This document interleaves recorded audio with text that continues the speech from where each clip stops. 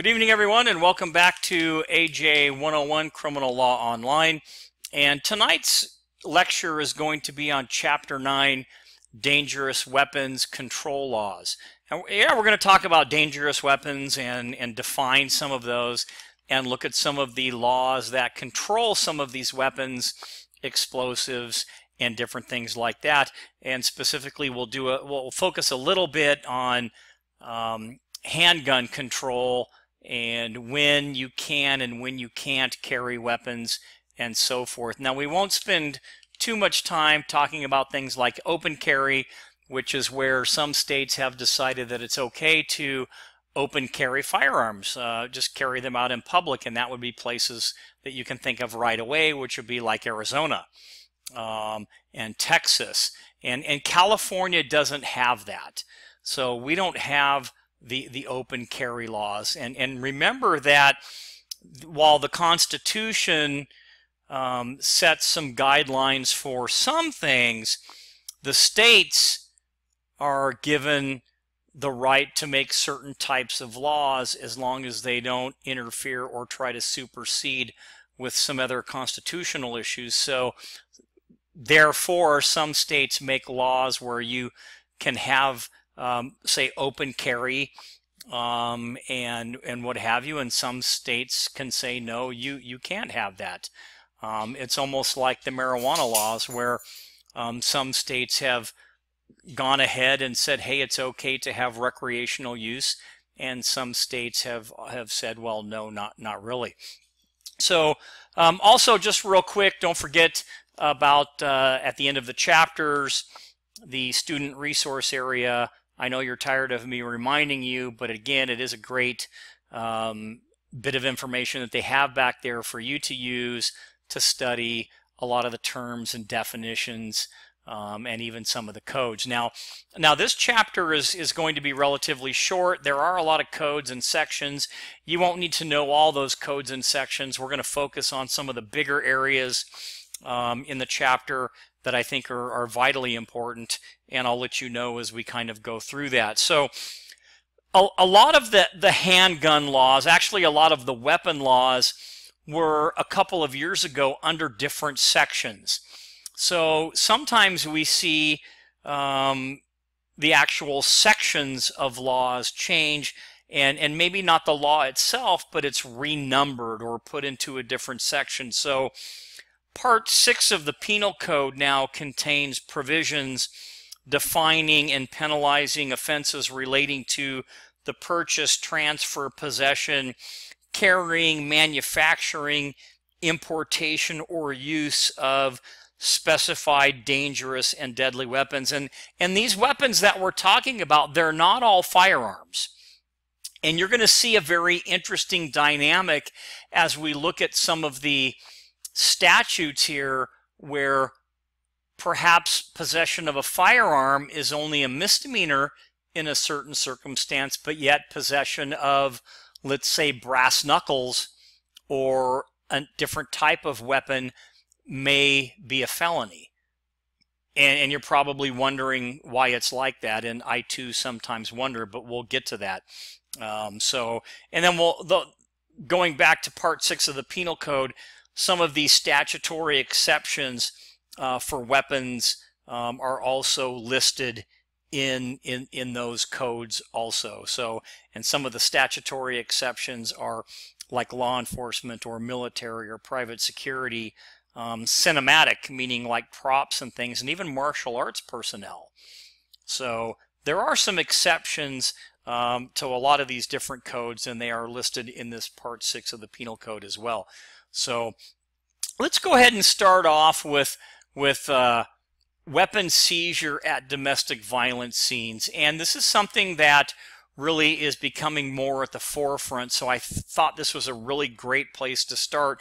And we're going to cover, again, a lot of different sections, and I'm going to hit on some of the things that I really want you to know, and I'm going to have you look up some of the other things or read your textbook. I know, sorry, you may have to read to look at some of the other things that I really don't think are as important. Now, there is a duty. We have a duty in law enforcement under Penal Code Section 18250 to take custody of weapons during domestic violence incidents. And we are really looking at taking custody of any type of deadly weapon. It doesn't have to be a firearm. Those weapons that are in plain view or are discovered during a lawful search. Now, there are some guidelines to these, and we'll go over some of those, but I want to again kind of go back through Penal Code 18250 and talk a little bit more about it. So any peace officer at the scene of a domestic violence incident involving inflicted or threatened physical assault must take temporary custody of any firearm or other deadly weapon seen in plain view or discovered during a lawful search. Now, let's back up a couple of sentences. It doesn't say may, it says must. So this is one of those things where we are basically given some guidelines and some directive regarding taking custody or temporary custody of firearms or any other deadly weapon discovered either in plain view or via a lawful search. Now, the officer must give the owner or person in possession a receipt for the weapon and must deliver the weapon to the department within 24 hours. A peace officer serving a protective order which indicates that the respondent had firearms or ammunition is required to request the surrender of the weapon when the court order is served. So these are a couple of different circumstances here. The weapon must be held by the department for not less than 48 hours, nor more than 5 business days, and may then be returned if not needed in court, and if the California Department of Justice has found no disqualification for the persons possessing it. So, because there might be an instance where somebody might have a weapon, but they may not have the qualifications to actually possess that weapon, and that's where that particular part of this section comes in. If return of the weapon might endanger persons or someone there, a petition may be filed, doesn't have to be, but may be filed in Superior Court to prevent the return of that weapon. If, in fact, the weapon is recovered stolen, it must be returned to the rightful owner after released by the court that might have used it for any evidentiary use. Weapons seized under these provisions and unclaimed within 12 months are declared nuisances and are to be sold at auction or destroyed.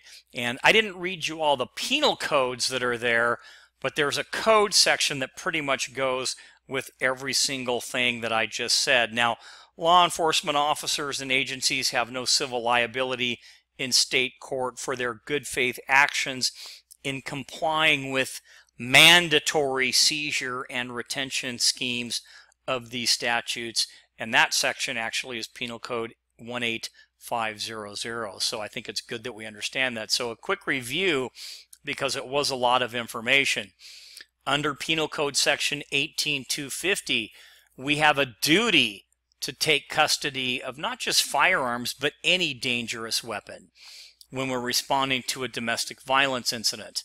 And we must, not can or should, we must take custody of any deadly weapon that's in plain view or discovered by a lawful search. To be held no less than 48 hours, and you could probably understand why. If there's some type of issue or violence going on in the home, we don't want to return it quickly. We want to have that cooling off period or what have you, so no less than 48 hours. But yeah, we don't want to keep it any longer than is reasonable either, so no more than 5 business days. It may be returned, but there are exceptions, meaning that the weapon or the dangerous weapon or the firearm is needed by the court, the person is disqualified from having it in the first place, or further endangerment, or the fact that it's stolen. We're not going to give it back to those folks. We're going to return it to its rightful owner after the court is done with it. Now, a weapon may be kept by law enforcement if one of the above areas is violated, and I have the sections there, but we also talked about the fact that if it's left for unclaimed within a period of 12 months, then we can declare it a nuisance and we can sell it at auction or destroyed. And typically they're melted down and they're destroyed. And then finally, just kind of finishing up this slide, law enforcement really has no civil liability for these seizures when complying in good faith with the law, because that's what we're actually doing. We are complying with the law. So what about different types of things? And we're going to get to firearms towards the end, and we're going to look at different types of firearms and replica firearms and things like that. But let's go big to start off the discussion. What about destructive devices? So things are actually categorized. And again, if you're following along in your textbook and you're looking here, they talk about destructive devices or explosives or, WMDs, weapons of mass destruction. Well, I'll give you a little bit of each of these so we kind of know what they are. So a destructive device is defined, it has the code section here. 16460 talks about destructive devices, and it includes any of the following. So like bombs, grenades, incendiary devices. So any projectile containing explosive, incendiary, or chemical material like tracer rounds or something like that, any bomb or grenade or explosive missile or launcher, any weapon or ammunition greater than 60 caliber other than a shotgun, any rocket device greater than a 0.60 inch diameter, including launching devices, except for those for like distress or signaling, so like a flare gun, that's okay. Any breakable device, okay, think about this one, containing flammable liquid with a flash point of 150 degrees Fahrenheit or less, except commercially produced lighting equipment. So maybe some homemade type of explosives, or Molotov cocktails, as they call them, or things like that. And then any sealed device containing dry ice or chemically reactive substance assembled to cause any type of explosion. So dry ice bombs. Okay, some of us probably did those as kids or something like that, but they can cause quite a bit of damage, and they do fall under that section 16460. So what about explosives? Well, defined in Penal Code section 16510, explosive means a substance or a combination of substances capable of an instantaneous or rapid release of gas and heat, and having that primary purpose to include the following. So things like dynamite, nitroglycerin, black powder, and detonators, blasting agents, blasting caps, and explosives listed in the U.S. Department of Transportation or California Fire Marshal's list. And we're not going to go through that whole list. On page 144, there actually is a list of kind of different things that talk about explosives and destructive devices that are prohibited. So I'm not going to kind of walk through that whole list. Weapons of mass destruction, section 11418, includes things like nuclear, biological, and chemical weapons. And those are like weapons of mass destruction. Now they have some general code violations as well. So these general codes deal with things like possession, sale, transportation, and use. So again, you don't have to know all the sections, just kind of know a little bit about each area, and I think you'll be totally fine. Now the penalties vary. They're jail wobblers to prison wobblers. So it really does, kind of depend what it is. So those are the bigger things that are considered. We talked about the destructive device and explosives and, WMDs and things like that. Well, what about less lethal? And you might have heard that term before. You'll find it when we talk a lot about use of force in law enforcement and what we call less lethal weapons. Well, you can find that in Penal Code section 16780, and you can find that a lot in department policies as well. They define what a less lethal weapon might be. Now, a less lethal weapon is one that is designed or altered to propel ammunition or something similar for the purpose of incapacitating, immobilizing, or stunning a human being through the impairment of physical condition, senses, discomfort, or pain. Now, remember, to qualify, to be in the firearm area here, it's going to be one of those that is designed to propel ammunition. So when you think about all that stuff that a cop carries on their belt, so they might have like a taser, okay, and that is one that actually is meant to propel darts, if you will, or stun guns that shoot like beanbag rounds out of shotguns and things like that. That's different, and it's classified under this less lethal weapon in the firearms area as opposed to something like OC spray. Well, it's not altered to propel ammunition in basically. Now it is going to propel a liquid or a powder or something like that, and that's why you won't find that in this particular area. So hopefully you kind of get that. But the taser is definitely found under here, and stun gun is found under here. And remember, so designed or altered to propel some type of ammunition for the purpose of incapacitating, immobilizing, stunning a human being through the impairment of physical condition, discomfort, or pain, includes things like tasers, stun guns, etc. And then the last thing on here, section 19405, talks about unlawful sales of less lethal weapons to persons under the age, of 18 years old. So remember, I started off the conversation talking a little bit about, some firearm violations or misdemeanors, yet some things are possibly felonies.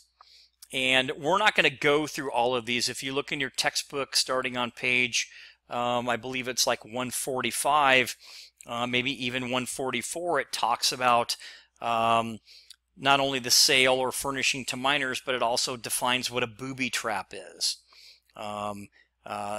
Any concealed or camouflage device designed to cause great bodily injury. And, it'll move into sections like you see here, metal knuckles, which are like brass knuckles.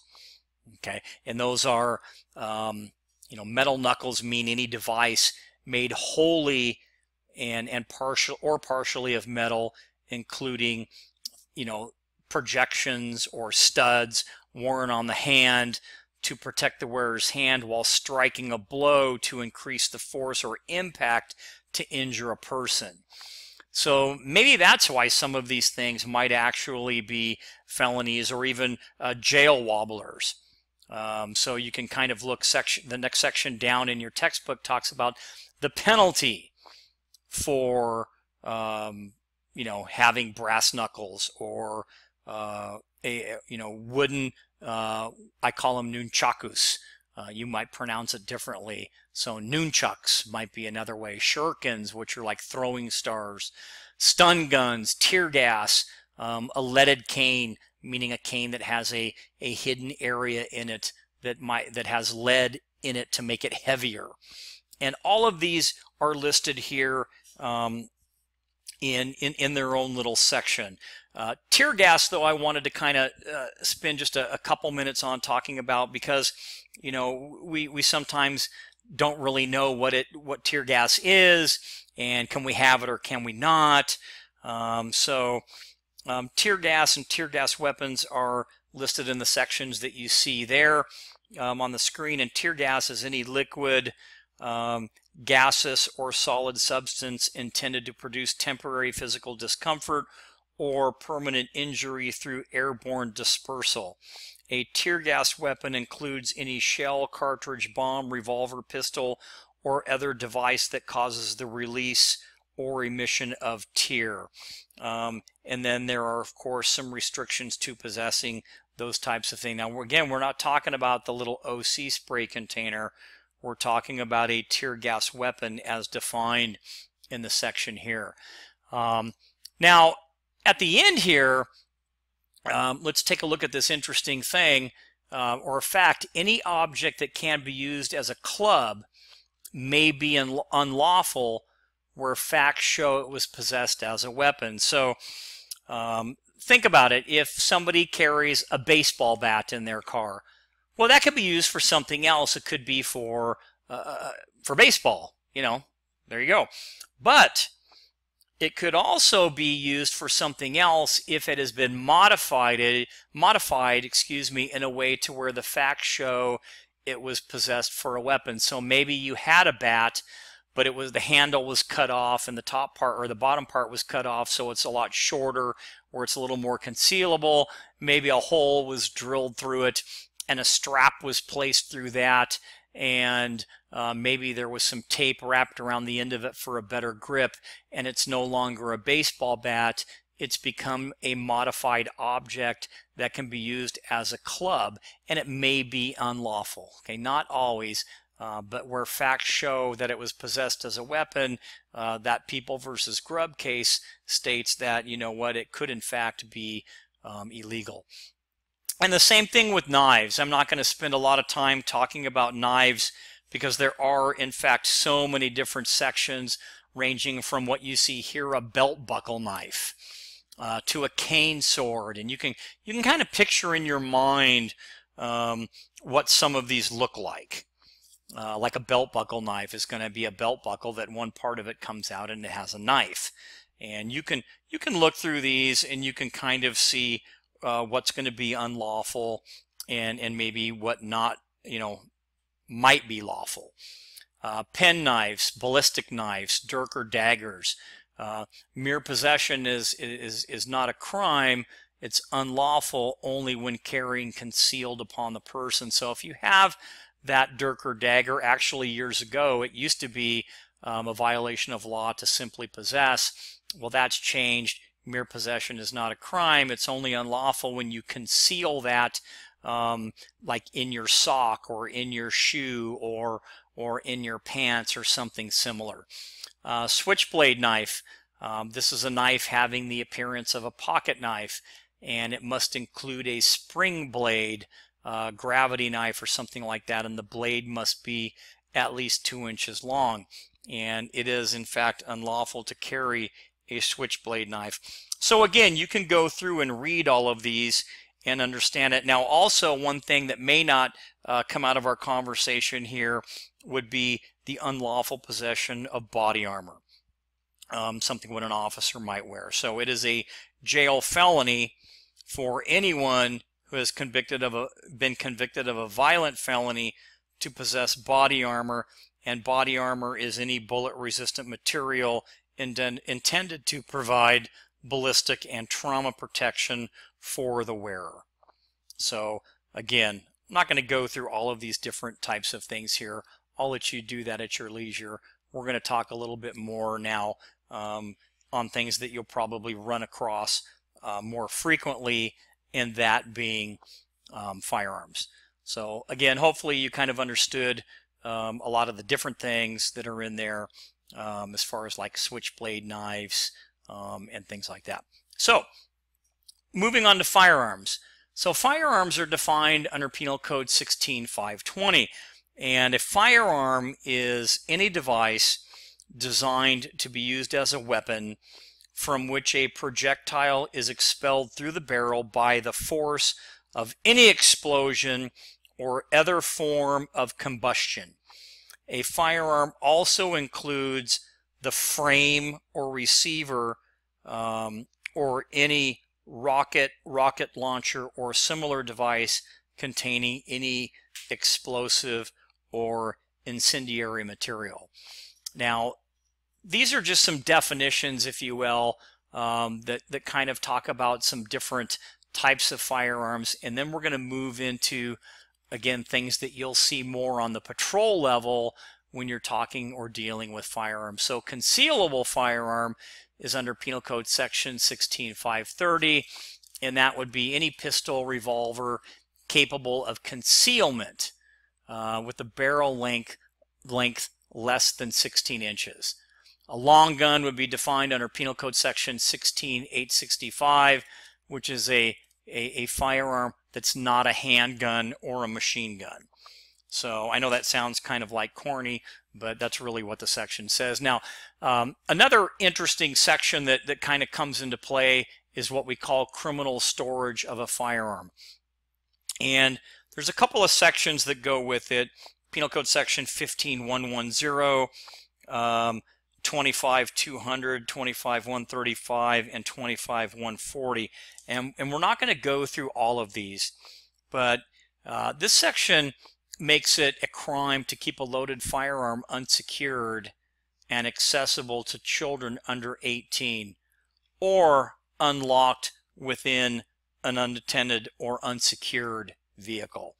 So there's a little bit more to the section, but this came about by folks that were leaving firearms maybe up on a top shelf in their closet, and we all know that kids are very curious and they can get into places and climb up things that we never thought they could, and it has come about because of children getting a hold of loaded firearms and either killing themselves or somebody else. So that's really why you're seeing a little bit more of that section. So it is a jail wobbler to keep a loaded firearm unsecured where it is reasonably known that a child under 18 may gain access to it if the child obtains the firearm and causes death or great bodily injury to himself or another. It's also a misdemeanor if the child causes injury that is not great. It is also a misdemeanor to keep a concealable firearm unsecured where it is reasonably known that a child under 18 may gain access to it if the child obtains the firearm and carries it off the premises, like taking it to school, or failing to secure firearms in a household where a person is prohibited from possessing firearms might live. So there's a bunch of different aspects to these different sections, but again, we're just going to kind of touch on some of the highlights here. Assault weapons can be found under Penal Code 3605 and 3610, semi-automatic weapons that are unlawful to possess, and then some other sections include machine guns and sawed-off shotguns. Now, to elaborate on a sawed-off shotgun, just because some people don't know what a short-barreled shotgun might be, or a sawed-off rifle, which would be a short-barreled rifle. So it would be a jail wobbler to manufacture, import, offer for sale, transfer, or possess, all of those, any sawed-off shotgun or short-barreled rifle. Now, a sawed-off shotgun is a shotgun with a barrel length less than 18 inches or an overall length of less than 26 inches. And a short-barreled rifle is one with a barrel length less than 16 inches or an overall length less than 26 inches. So again, just some interesting stuff.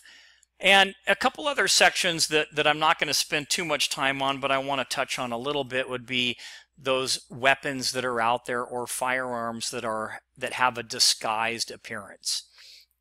And we start off here looking at a section 537E or 23920. Both are penal codes, and they talk about altered serial numbers.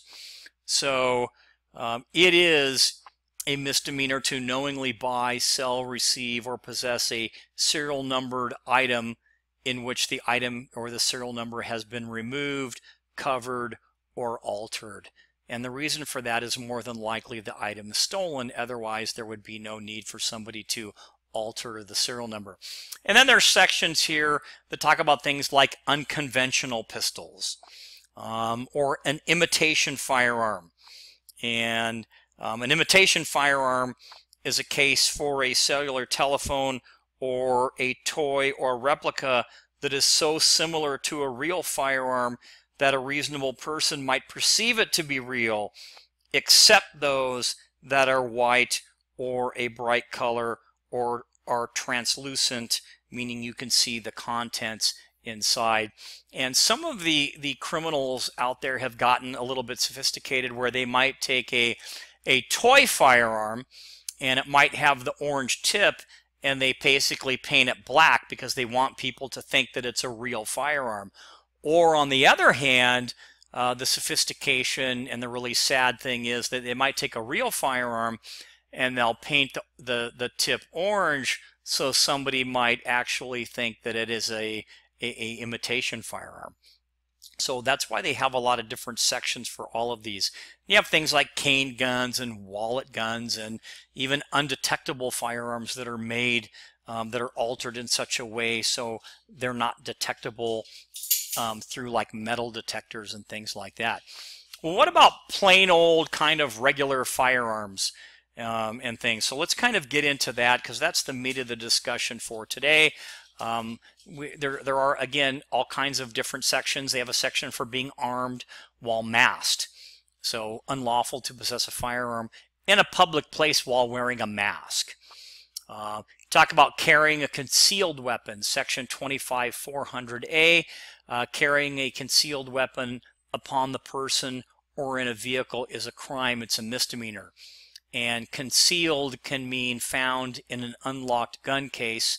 And if you look at Penal Code section 26350A2, it makes it a crime to carry an exposed, unloaded firearm inside a vehicle in a public place. Now, there are some exceptions in there, and we're not going to look at all the exceptions, but I just want to kind of go through some of this really quick, and then we'll talk about some, handguns in general.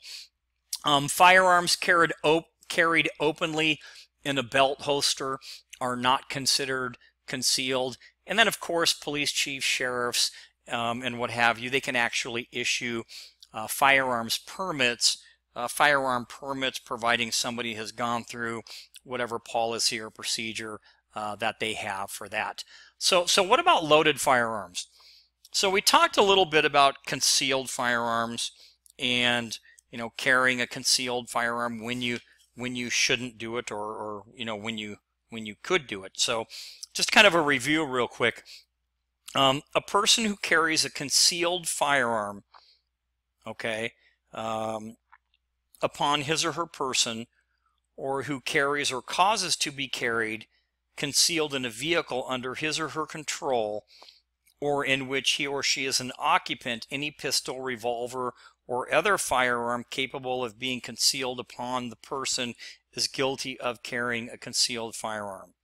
So depending upon the circumstances and the person's criminal history, the offense may be a misdemeanor or in fact a jail wobbler, which means that it might be a felony. But carrying a concealed firearm is in fact a misdemeanor, okay, on your person or in a vehicle. So let's just kind of get that right out there so everybody understands. Well, what about the opposite? What about a loaded firearm? Well, you can find that information under Penal Code section 25850A, and that section says a person who carries a loaded firearm on the person or in a vehicle in a public place or on any public street in any incorporated city or the prohibited area of an unincorporated territory is guilty of carrying a loaded firearm.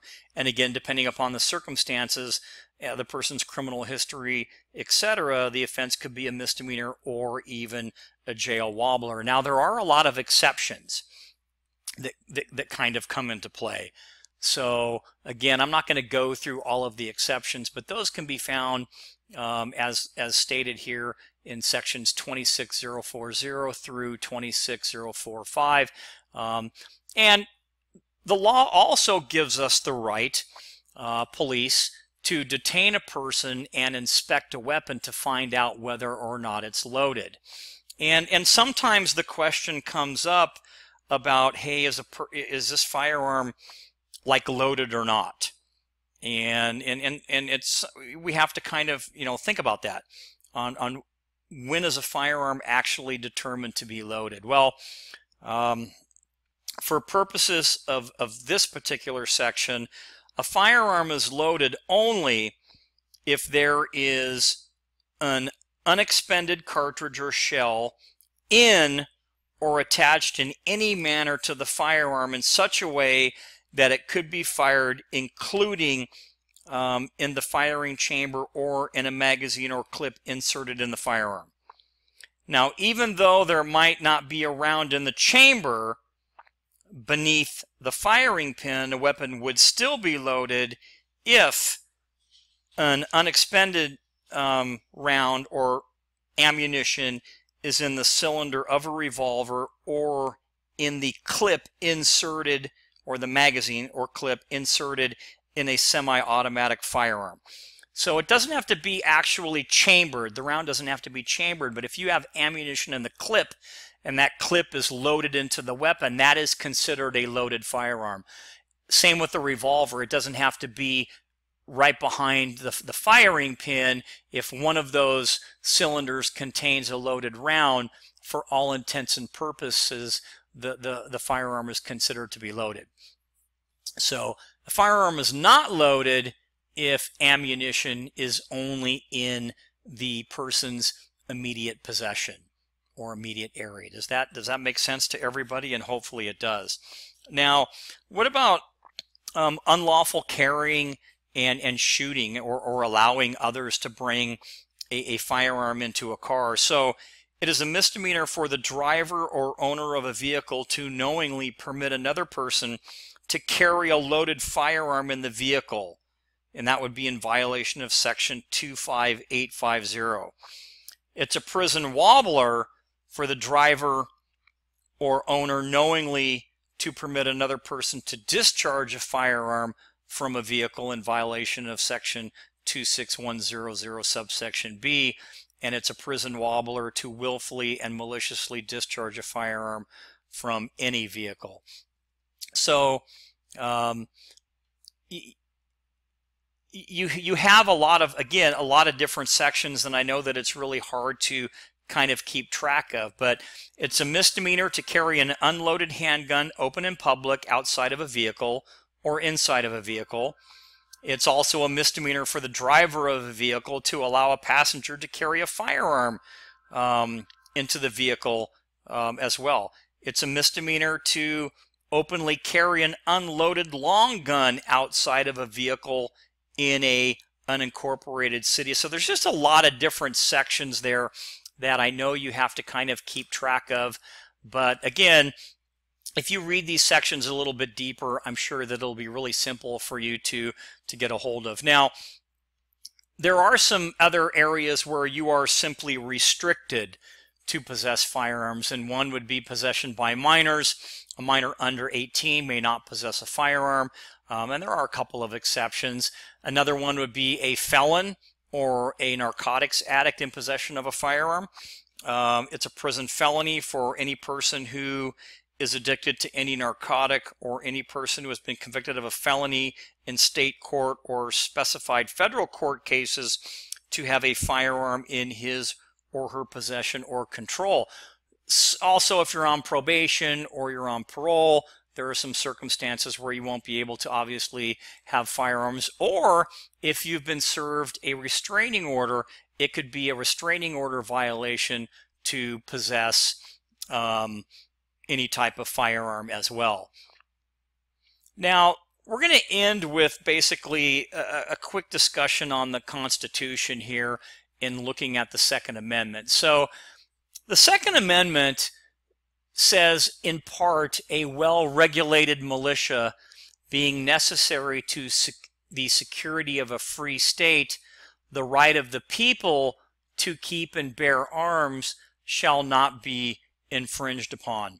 Now, you have to kind of look at that section. It talks about the right to bear arms, but remember the U.S. Supreme Court, okay, and what they said. The Second Amendment protects a person's right to own or possess firearms within one's residence. And there are a couple of case laws that go along with that.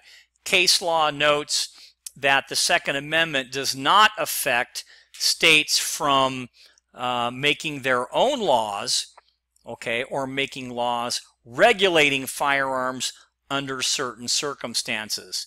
And the federal government still has the right to regulate some firearms like machine guns and sawed-off shotguns and things like that. So the state does have the right to enact legislation that will either allow or not allow you to carry a concealed firearm or to carry a loaded firearm, etc. So hopefully, we kind of understand that. The Second Amendment really, it does talk about, and it really means, that you have the right, okay? It protects your right to own or possess firearms within your residence, and you can do that unless, of course, you're a convicted felon. Then, of course, there are some things that you can't do even inside of your house.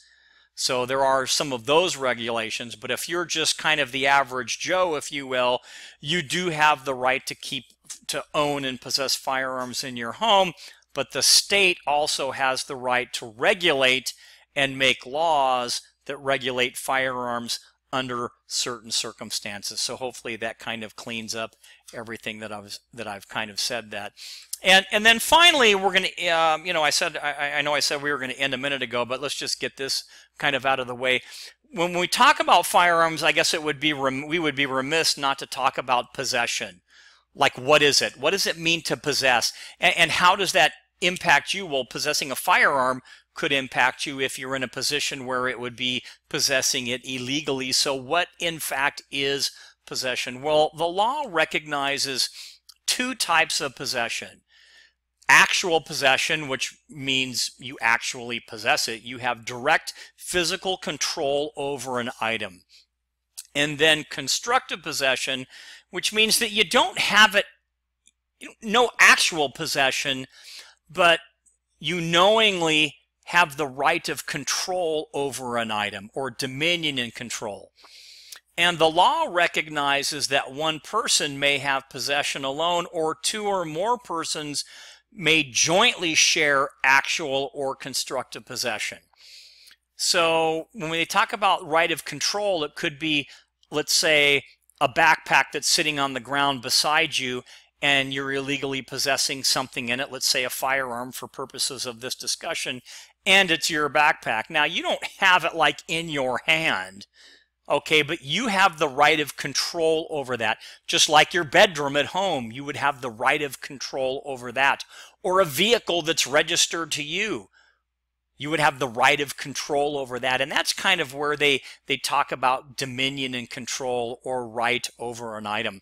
And the law, again, recognizes that one person may have possession alone, or two or more persons may jointly possess or share actual or constructive possession over a certain item. Think about maybe a gang drive-by shooting where there might be 2 or 3 people in the car and an AK-47 or something like that in the car. You could make a case, depending upon the circumstances, that all of those individuals in there may actually share constructive possession over that particular item. So again, a lot of sections, a lot of numbers. Do yourself a favor. Use those student resources that are at the end of each one of your chapters, and use those to, again, help you with a lot of the terminology and definitions. So that's going to be it for Chapter 9. If you have any questions, of course, please feel free to post them on the discussion board, or if you don't want to do that, go ahead and send me an email, and I'd be happy to answer any questions. So with that, that'll be the end, the wrap up of Chapter 9, and talk to you soon.